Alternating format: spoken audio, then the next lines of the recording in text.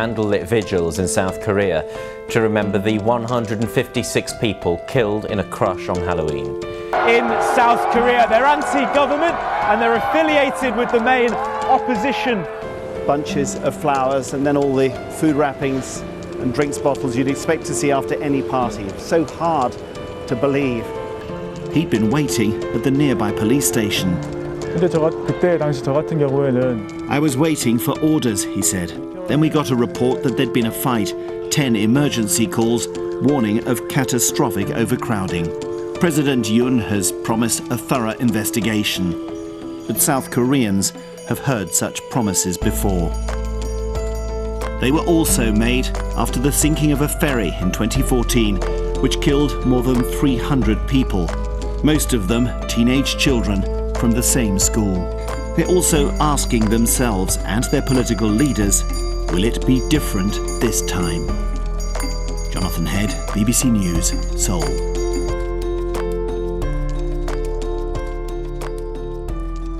I'm Dr. Mark McQueen. I'm a lecturer and researcher at School of Oriental African Studies and University of London.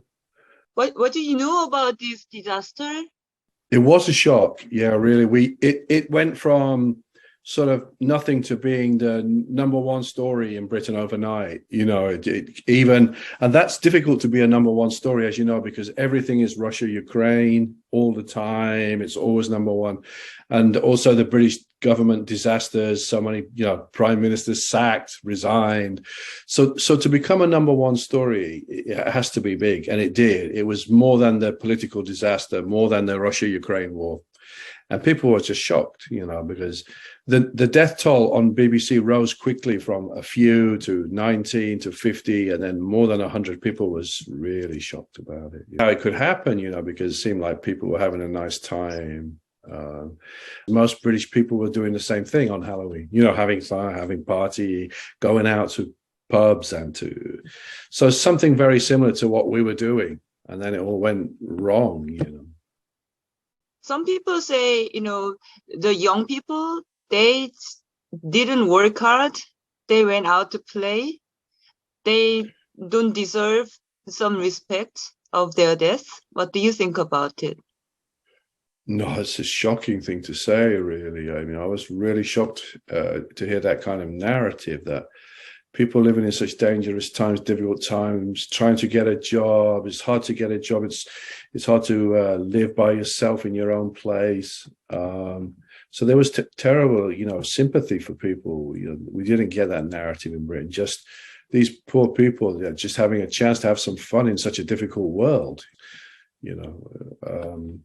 So that's a really bad narrative to think about. That nobody really said that here. People thought, gosh, Seoul disaster and this disaster. Do you see any common things between them? There seemed to be a reluctance to give information from the authorities, and then a kind of denial that it was really a big issue, and then a denial that they were responsible. So that commonality came through it. Slow and reluctant admissions of culpability for it, for sure. How do British media see this disaster? What do they say about this? They're generally very sympathetic. There was nothing in the British media, in the mainstream media at all, about the crowd being responsible, themselves by behavior, or they simply they did say that they should have been organized better, policed better. There should have been better controls put in place, and more people on the ground to help.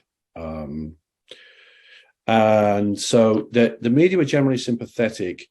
The way Korea is generally covered on the BBC in Britain, it's generally very positive because of the arts movement, K-pop and K-drama. So, but it did become critical, yeah. And they covered quite a lot of the protests with the people wearing T-shirts and placards stating the time of the first call to the police, which was quite early in the evening, wasn't it? I think 6.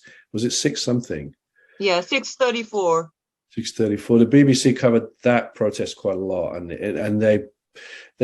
they covered it favorably, that it was very effective protest because people could see there was a simple, clear message that this wasn't even like in the middle of the night, suddenly it went wrong. It was going wrong very early, actually.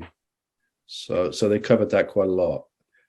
I mean, with a very quick response, you could have blocked off areas, just moved people away. You know, you should be ready to respond to big crowds of people. And if you haven't got the response right, then you're not fit to be the government. Then that's ridiculous. That's just incompetent. What do you think about our president right now? Do you know anything about him? I mean, he's seen as a conservative. Which is seen as perhaps representing an older generation that's more conservative, that perhaps doesn't like to see civil society groups, citizens groups playing a big role. An older group of experienced people should rule rather than having to listen to wider groups. He's seen in that way, I think. How much is the responsibility of the government? What roles does the government have? In the end, I think a very, very large role. I think obviously government is responsible for internal security. If you say to people you should be a good citizen, at the same time, to be a good citizen, you've got to be assured that you're going to get protection from the state in a basic way. So I think a big role for sure. He's trying to unfairly distance himself from that. That in the end, if you are the president, you have got to you organize the society. You're at the top end of that society. You are responsible for all of your internal and external security if you're the president, so you bear responsibility. Do you see the common things between President Park and the President 윤석열? I think, he keeps a very close cabal around him, a close clique of people. He doesn't trust that many people.